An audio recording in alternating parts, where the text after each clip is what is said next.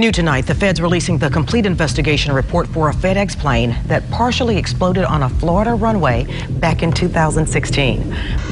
In less than 10 seconds, shorter than it took me to say that, a routine cargo landing became one of the most shocking aviation accidents ever caught on camera at one of Asia's busiest airports.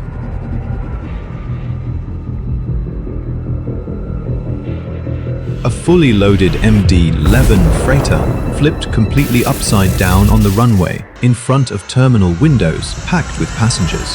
The aircraft bounced not once, not twice, but 3 times before structural failure brought it down. And when investigators dug deeper, they discovered this wasn't just a weather incident. It was a story 12 years in the making, linked to a near-identical accident on the same airline.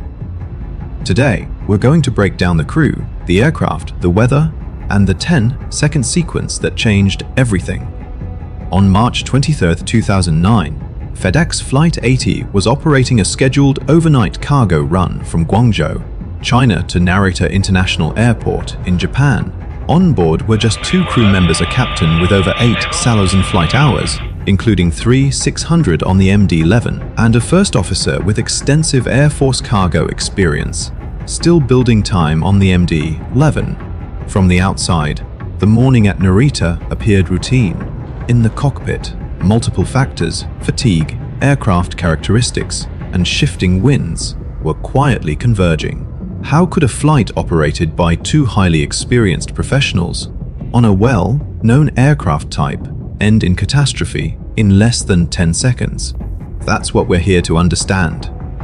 The captain was 54 years old, a former Marine Corps fighter pilot, methodical and respected in the industry. With over 8,000 total hours and more than 600 hours on the MD-11, he had the type experience many pilots would envy. The first officer, 49, brought over 5,000 total hours, with nearly 900 on the MD-11. He had flown large Air Force cargo aircraft like the C-5 Galaxy, making him highly capable, but still building familiarity with the MD-11's unique handling. This was an overnight cargo flight, departing in the early hours of the morning, crossing what pilots call the circadian low point, the body's natural energy dip. Even when regulations were followed, fatigue is a subtle factor that can quietly influence performance. About 45 minutes before landing, the cockpit voice recorder captured the first officer acknowledging their tiredness to the captain. They agreed on a simple strategy: monitor each other, stay alert, and get through the final approach safely. It's important to note, they were not severely sleep-deprived according to regulations. Even slight fatigue can make high-demand operations like final approach more challenging.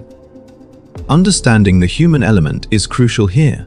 2 experienced pilots, a capable aircraft, and yet, under specific conditions, even small misjudgments can escalate quickly. The MD-11 was McDonnell Douglas's attempt to modernize the DC-10 and compete against aircraft like the Boeing 767 and Airbus A330. Budget constraints led to design compromises, most notably a smaller horizontal stabilizer. This reduced drag and improved efficiency, but also made the aircraft less longitudinally stable, meaning pitch control required more attention. The aircraft had what pilots called the barbell effect. With weight distributed toward the nose and tail, initiating pitch changes was difficult, and stopping them once started was even harder. To help, engineers installed the Longitudinal Stability Augmentation System, or LSS, a computer system that corrected pitch behavior.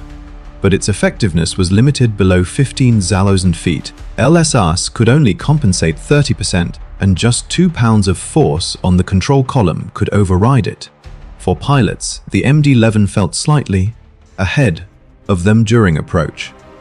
Momentum carried through, responses lagged, and even small input errors could escalate.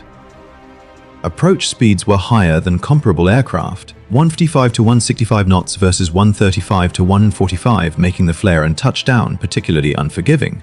This personality had consequences. The MD-11 had a history of bounce-related accidents, including FedEx Flight 14 at Newark in 1997. The pattern was clear, the same airline, the same aircraft type, the same challenge. At Narita that morning, winds were from 320 degrees at 26-29 knots, gusting to 36-40 knots, with lulls as low as 16-17 knots, a spread of over 20 knots, constantly shifting airspeed readings on final. At 06:43, Air Traffic Control relayed a pilot report that another aircraft had encountered wind shear of plus or minus 15 knots below 2,000 feet. A clear heads up for Flight 80's crew. Flying a stabilized approach in gusty conditions is never simple. Airspeed readings swing constantly, and the usual stable or go around rule becomes less binary. The captain deemed the approach stabilized at the decision gate, a reasonable call given the broader picture. Yet the airspeed was already fluctuating beyond standard limits. At 200 feet, the aircraft was at 178 knots, 14 knots above reference speed. By 100 feet, a sudden wind shift dropped it to 154 knots below minimum. The auto throttle, programmed to reduce thrust at 50 feet, couldn't respond in time. Combined with the MD-11's pitch characteristics, this created the setup for the next sequence, a convergence of speed, aircraft design, and environmental conditions, all stacking in just seconds.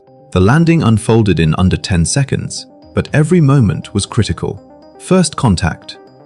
The first officer began the flare late, at 20 feet instead of the recommended 30, and applied slightly more pitch than necessary. The MD-11's delayed response caused him to push forward to correct, increasing descent just as the main gear struck the runway at 1.63G, first bounce.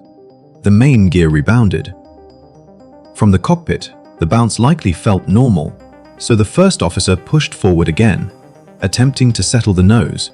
The aircraft responded with a second touchdown. This time, the nose gear hit first, leaving debris, followed by the main gear impacting at 2 times their structural limit. Second bounce. The aircraft rose approximately 16 feet, wings partially unloaded, and with no added thrust to arrest the descent, it returned to the runway. Third contact, the critical moment. Over 3 G-force impacted the left main gear, which failed vertically, transferring enormous force into the wing spar. Sparks ignited roughly 50,000 pounds of fuel, and the aircraft rolled inverted within seconds. At several points, a go-around remained possible. Yet neither pilot executed it, and no intervention came from the monitoring pilot.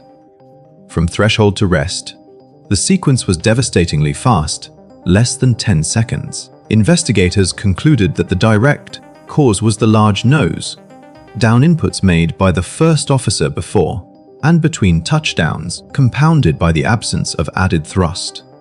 Contributing factors included gusty wind conditions, fluctuating airspeed, and the captain's decision not to intervene. The MD-11's design was not causal, but its characteristics created an environment where small errors could escalate rapidly. Afterward, operators adjusted training, emphasizing go-around triggers in gusty conditions, preventing high sink rates, and practicing bounce recovery scenarios in recurrent simulations. The broader lesson is clear: aviation safety relies on maintaining margins. Recognizing when those margins shrink before options disappear is critical.